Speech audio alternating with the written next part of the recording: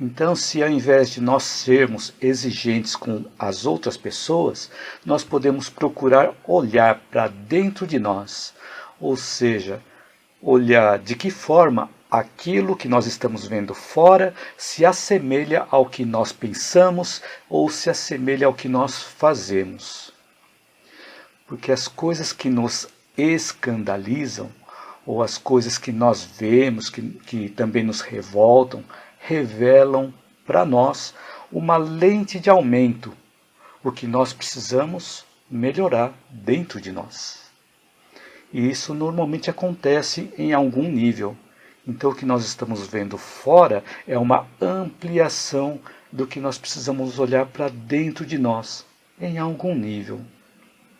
E às vezes nós exigimos dos outros coisas que nós mesmos não conseguimos fazer, onde acabamos projetando nas outras pessoas as nossas próprias imperfeições, as nossas próprias insatisfações, ou exteriorizamos as nossas frustrações tentando ocultar os desejos das nossas sombras.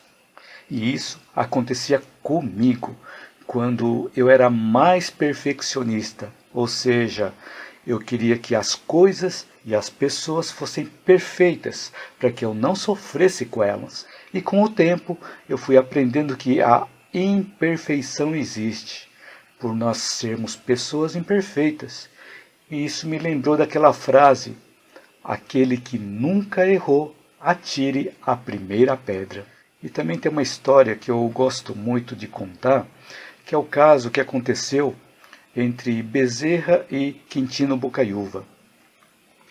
Então eles estavam conversando na casa do Quintino Bocaiúva e no meio da conversa aproximou um serviçal e comunicou para o dono da casa, ao Quintino Bocaiúva. Falou assim: doutor, o rapaz do acidente já está aí com o policial. E o Quintino, que ele tinha sido surpreendido dentro do gabinete de trabalho dele com um tiro de raspão que por pouco não atingiu a cabeça, ele estava indignado com o servidor que fez aquele disparo. E assim o Quintino mandou que eles entrassem.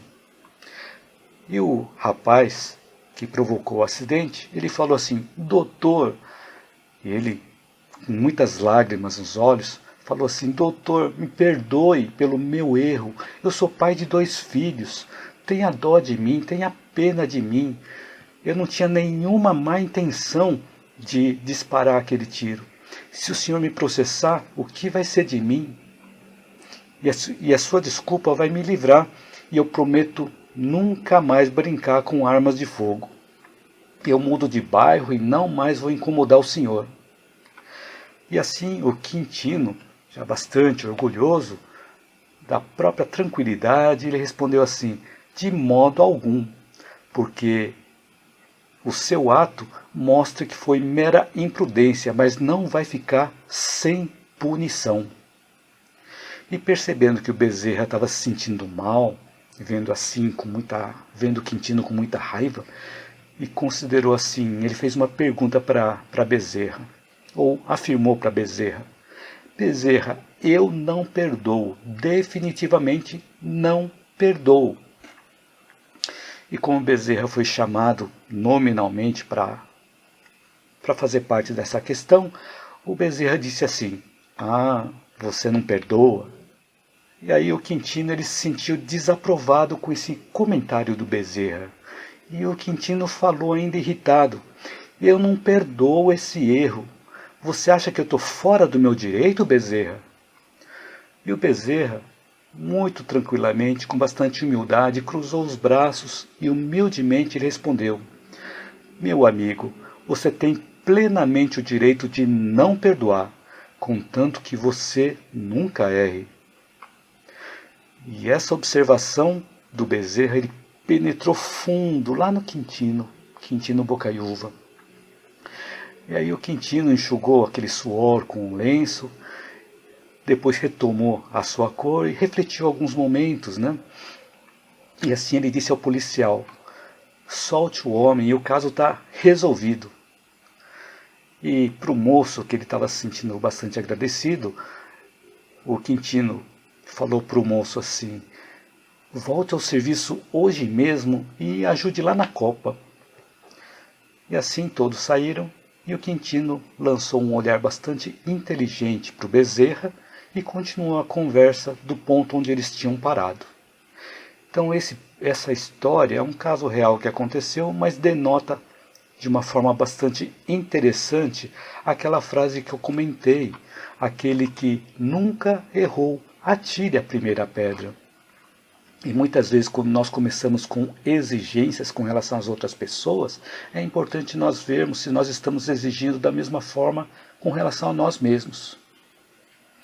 Então, percebendo que as imperfeições existem, pelas pessoas não serem perfeitas, e eu também não era, então as pessoas não eram perfeitas como eu gostaria que fossem, eu comecei a olhar as imperfeições exteriores e comparar dentro de mim em que nível aquelas imperfeições exteriores estavam mostrando algo em mim. E esse modo de olhar me mostrou outros pontos que eu desconhecia dentro de mim. E eu vou aprendendo a me conhecer a cada dia. Então esse aprendizado ainda continua. O aprendizado continua porque as mudanças ocorrem gradualmente, conforme eu vou galgando degraus cada vez mais superiores aos degraus anteriores que eu galgava.